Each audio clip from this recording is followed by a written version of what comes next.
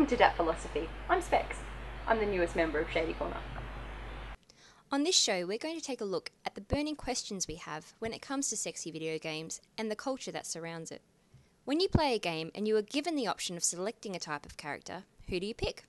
The buff male warrior with awesomeness breathing from his biceps? Or the sexy female mage with enough potions to make you faint? Well, for a split group of guys out there, they go for the girl every time. Why? That's what we're here to find out.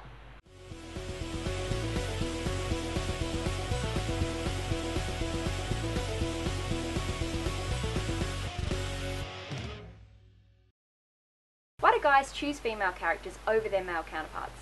Everyone does it, even YouTube celebrities. Pippi Longstocking. Okay.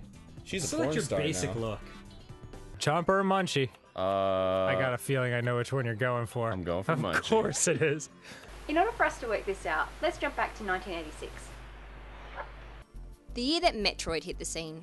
It was a game that is cited as the first of many that brought the possibilities of playable human females into mainstream gaming. Although there are examples of female heroes such as Kissy from Barraduke in 1985 that could be found before this, the impact left by Samus Aran has been considered much more significant in the grand scheme of things. The major factor which made Metroid cause such a stir in the gaming world was that, for the whole game, it was assumed that Samus Aran was a male. Most protagonists in gaming up until this point had been male, so, as Samus was covered completely in her power armour for the majority of the game, it was understandable that a lot of players saw her as a male. Hell, even the manual says so. But once the reveal is made at the end, for a lot of players, this changed everything about the game. Through the sheer power of this scene, there was a realisation by many players that you didn't need to necessarily be a male to be a hero, but rather anyone could be a hero. This scene also made us realise that just how much more badass a female bounty hunter could be, as opposed to a male one. Samus was the start of something great, and as the years rolled on, we began to see the emergence of new heroines. For a large number of gamers in the 90s, Lara Croft was the main reason we stopped to check out the acclaimed series Tomb Raider. An independent, intelligent, and sexy gal shooting dinosaurs and getting treasure? No such game had been created before. This was new territory for gamers, one that would pave the way for future female characters. Strong female characters such as Samus and Lara became stepping stones in the evolving structure and stereotype of female characters in games.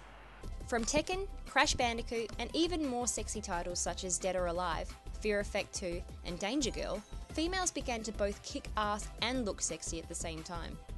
While some gamers went directly down to sex appeal route to get players on board, many others gave the player the choice of who they wanted to play, creating a split between different gamers and reasons for playing female characters over male. Players who choose games such as Dead or Alive or Danger Girl tend to have a desire for a taste of that goodness. These are games that offer us fan service. Their appeal is sexual in nature, whereas games like Street Fighter or Super Smash Bros. Open the door to a series of different variations of the female character, such as Peach or Zelda, which spread out the balance of cute, cuddly, awesome and sexy, rather than being predominantly about sex appeal.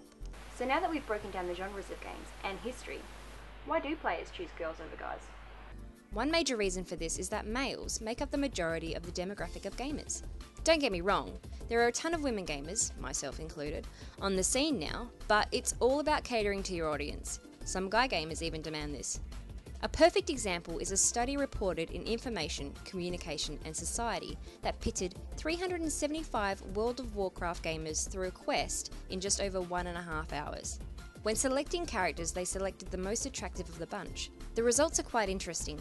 The research found that men were more than 3 times as likely as women to gender switch. That's 23% versus 7%. Kind of points itself towards the butt theory. In a game much like WoW, if you're questing for such a long time, you want something to stare at in the long hours of the night, as you slay the next orc. The reason women do gender swap less is because a lot of characters that are designed in games that are guys are mostly designed by men, meaning they may be looking for something the game doesn't have. This isn't a bad thing, but it does explain why guys pick girls in those sorts of games. To put it short, video game chicks are hot as hell. But why the rest?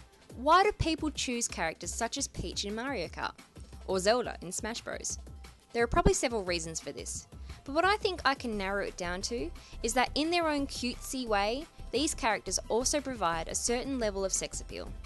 Sure, they aren't in bikinis like many of the dead or alive girls, but in their own way, they know how to flaunt it, kick ass, and look good doing it. So you learned some stuff today. It wasn't so bad. And you got to look at boobs too. Got anything you'd like me to look at? Let me know in the comments below. I'm Specs. That's my philosophy.